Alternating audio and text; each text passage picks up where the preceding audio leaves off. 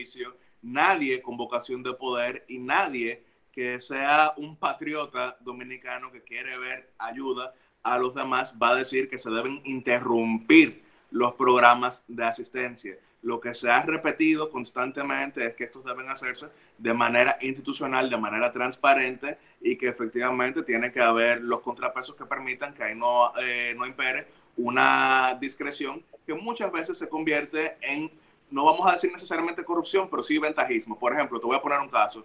¿Cuál fue de las principales noticias el día de ayer? A pesar de que ya en la noche con el tema de Chayanne cambió un poquito el enfoque, pero fue que precisamente la vicepresidenta de la República, candidata reeleccionista, que también era, o sigue siendo, porque lo que tomó fue licencia, pero coordinadora del gabinete social, tomó una licencia. Entonces, ¿por qué te pongo ese caso? Nadie está diciendo que el gabinete social lo que tiene que hacer es paralizarse durante la campaña, porque no, o sea, tenemos que ir a votar el 5 de julio, entonces que no se den ayudas. Nadie dijo eso. Ahora, ¿qué se dijo? Que la ley es clarísima cuando dice que candidatos que tengan funciones administrativas, al momento de que se acepte su postulación, deben tomar una licencia. Y eso fue precisamente lo que terminó haciendo la candidata, que inicialmente no quería hacerlo porque estaba diciendo que hubiese sido una responsabilidad, pero lo terminó tomando, como también lo tomaron el día viernes 7 candidatos a diputados que tenían distintas posiciones, como lo eran gobernadores civiles en distintas provincias. O sea, nadie estaba diciendo que debían eliminarse ninguno de esos cargos, sino que debía cumplirse la ley. Y entonces, ¿qué sucede con el estado de emergencia? Nadie está diciendo que tenemos que volver 100% a lo que era la vida en febrero, antes de todo lo que ha estado pasando, sino que por el contrario, lo que tiene que hacerse es seguir aplicando lo que son los protocolos que están ahí por algo, porque cuando se aplican estos protocolos de transparencia, cuando se aplican estos protocolos de competencia, cuando se aplican estos protocolos que lo que deben hacer es combatir la discreción, que muchas veces se convierte en ventajismo, es para equilibrar lo que son las campañas, porque imagínate, competir con el Estado, competir con ese monstruo, cuando digo monstruo no digo que sea necesariamente malo, pero por lo grande que es, por el poder que tiene, por lo mucho que abarca, entonces ya eso no es una campaña electoral, ya eso es una lucha que va mucho más allá y no se supone que es lo que debamos tener en este momento. No se supone que un candidato, por ser oficialista, debe tener entonces carta blanca para hacer lo que le da la gana, y ese es el argumento de la oposición, pero yo estoy 100% de acuerdo con lo que tú dices, y es que es algo que es una espada de doble filo, porque no estamos en una situación normal, no estamos en una situación sencilla, en que sencillamente, ok, yo voto de una manera y esto va a ser así, porque se corre un riesgo enorme de un lado y de otro. Nadie ahora mismo está en una situación que pudiera considerarse fácil, porque ni lo está el gobierno, ni lo está la oposición, ni lo están los medios, ni lo está la ciudadanía. Todos estamos en la peor situación posible, porque, por ejemplo, corremos nosotros mismos el riesgo cada vez que salimos a cualquier cosa. Corremos nosotros el riesgo cada vez que, por ejemplo, intentamos aplicar nuevas normalidades de covidianidad, como se ha dicho. Es un gran riesgo, pero aparentemente la oposición ha analizado de manera profunda que es un riesgo que prefieren correr, porque el otro riesgo sería quizá permitir que se utilice de manera malsana la plataforma que es el gobierno dominicano, el Estado dominicano. Te digo, Yacel, vuelvo, insisto, yo creo que deben, yo soy de los que defiende que debe seguir el estado de emergencia. Yo creo que el legislador está en la facultad, fíjate lo que te estoy diciendo, el legislador está en la facultad plena de legislar para darle incluso más controles, más medidas de control sobre el Ejecutivo para que no dilapide recursos, para que no los manipule. Esa es una función del legislador, no es de otro. Claro. Quien tiene que hacer, crear los mecanismos para fiscalizar, ese es el rol del legislador, uno de los tres roles importantes, fiscalizar los recursos que maneja el Estado dominicano. Y la única manera en que eso se fiscaliza es legislando y creando control y someto esta ley y someto esto. Pero es más fácil decir, no va el estado de emergencia porque si no van a seguir. Y te digo algo, no lo van a aprobar. Las consecuencias en salud las veremos y las tendremos. Ya Dios se encargará de esa parte. Ahora te digo algo. No obstante, todo lo que podamos criticarle al gobierno durante esta pandemia, en esta cosa de locura durante el toque de queda y permitir al candidato oficialista hacer aquello, a esto y repartir gas y eso, hay que reconocer que si no estuviésemos en la pandemia, Danilo estuviera al lado de Gonzalo haciendo campaña full y nadie, fíjate, en otro momento estuviéramos diciendo que si están utilizando los recursos del Estado para no sé qué, que si están inaugurando obras, que si no van a inaugurar, todo lo que siempre se... Y nadie puede, que si los funcionarios están desbocados en la provincia, nadie puede decir hoy que un funcionario, que el ministro de Salud ha dejado de trabajar en salud para...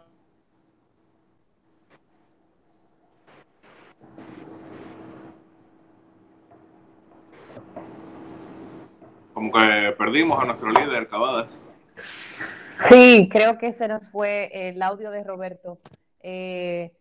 Bueno, pero siguiendo con esa línea que él ponía, que era precisamente claro. el tema de la participación de funcionarios en campaña, algo que no es nuevo, hay que tomar en cuenta, vuelvo y resalto, la licencia tomada ayer por la vicepresidenta de la República, y es que si no se hubiese hecho ese tema público, ella hubiese seguido hasta las elecciones, a pesar de que la ley es clara. Igual como pasó con los candidatos a diputados que renunciaron luego como gobernadores, sí, ¿verdad? Sí, claro, o sea, que realmente renunciaron por eso, o sea, no puede ser, es correcto, después de la denuncia. Efectivamente. Ahora, yo sí estoy de acuerdo con lo que menciona Cavada, de que están las funciones de los legisladores para también quizá aprobar, en todo caso, un estado de emergencia más estricto. Cuando digo estricto no me refiero a que sea más fuerte, sino que diga exactamente cuáles son las prerrogativas que ahí tiene, porque por ejemplo estamos hablando de abuso de recursos del Estado, pero no es lo mismo abuso de recursos del Estado en una campaña anterior que en una que se suspenden garantías para liberar de acción a muchas de estas instituciones. Entonces yo creo que eso sí es algo que si se llega, por ejemplo, a cualquier tipo de consenso para aprobar un nuevo estado de emergencia, eso debe tomarse en cuenta y que quizás solamente restringir en cierto modo lo que es la libertad de tránsito. Cuando digo la libertad de tránsito me refiero a dejar las prerrogativas para que el Estado dominicano, dígase el gobierno, pueda tomar medidas de distanciamiento social, pero ya el tema de gasto, ya el tema de contrataciones, ya el tema de lo que sería precisamente el uso que se le da a los recursos, yo creo que eso en este momento no es correcto, porque lo que se presta es a una situación que le hace daño a la institucionalidad. Pero vamos a ver, en el Senado no es que se están dando los grandes debates, porque reitero, en el Senado lo que hay son 2 senadores opositores. El gran debate es en la Cámara de Diputados, que muy probablemente se estará reuniendo el día de mañana y vamos a seguir viendo lo que pasa ahí. Y yo creo que esto de todas maneras es algo saludable para nuestra república desde el punto de vista de que cuando hay debate es que se llegan a las mejores conclusiones, donde hay imposición, donde lo que hay es la voluntad de uno, donde lo que hay es el deseo de quien tiene el poder, al contrario, ahí no avanza la república. Así que mañana vamos a ver ese debate, vamos a ver lo que termina pasando. El día 30 de mayo vimos esa guerra campal que se estaba dando y finalmente lo que se llegó fue a un acuerdo. Yo creo que puede haber acuerdos de distintas formas, pero lo importante es que se aplique el contrapeso, porque podemos estar en cuarentena nosotros. Que nunca, Jackson, escúchame que te interrumpa, que nunca he sabido, ni nadie ha explicado en qué consiste el acuerdo. Porque tú me dices, bueno, no, vamos a acordar y vamos a negociar, yo te apoyo en esto y tú me apoyas a mí, ¿en qué? O sea, aquí hay 2 posiciones claras, o digo en la Cámara de Diputados, o hay estado de emergencia o no hay. Entonces, tú quieres que yo te apoye, pero ¿qué es lo que yo puedo pedir? ¿Cuál es el trueque que yo puedo hacer? Que no sea caer en una corrupción y en una ilegalidad. No, porque cuando estamos hablando... Pero fíjate, no es que estamos en una sesión y yo te diga, Jackson, mira, apóyame en esto, porque yo quiero el estado de emergencia por esto, por esto, por esto, apóyame, que cuando tú sometas un proyecto de ley de tal cosa, yo te voy a apoyar. Porque esa es la negociación y ese es el acuerdo. Pero, claro. ¿en qué consiste el acuerdo? En que yo te voy a dar dinero para que tú hagas la campaña. Mira, esto lo voy a pasar por abajo porque yo sé que tú necesitas, porque todos los legisladores de la oposición necesitan recursos para terminar y hacer su campaña.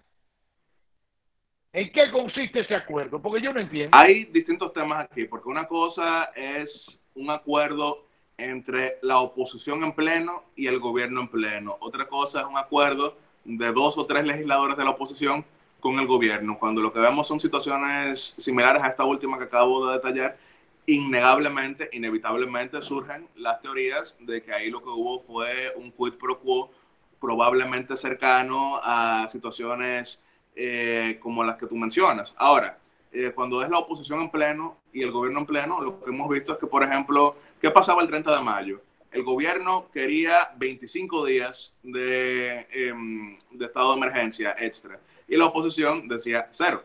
Entonces, ¿cuál fue el acuerdo? 12. Eso fue una negociación, como evidentemente pasa. Pero otra cosa es, vuelvo y digo, el tema de que pasen unos cuantos legisladores de un lado a otro, porque si, vuelvo y resalto, son 93 diputados del PLD con el PRD, PPC y otros aliados, como lo es el MODA. Si ellos logran que 3 diputados opositores voten con ellos, vamos a estar discutiendo muy probablemente en redes sociales y a lo mejor también algunos en la audiencia van a estar hablando, pero ¿qué fue lo que se les dio a estos diputados para que votaran de esta manera? Aunque quizá puede ser también que ellos sencillamente tengan la posición de que debe seguir el estado de emergencia, pero cuando pasan cosas así, esa es la conversación que muchas veces se termina teniendo. Pero el 30 de mayo el acuerdo fue, unos querían 25, otros querían 0, se aprobaron 12.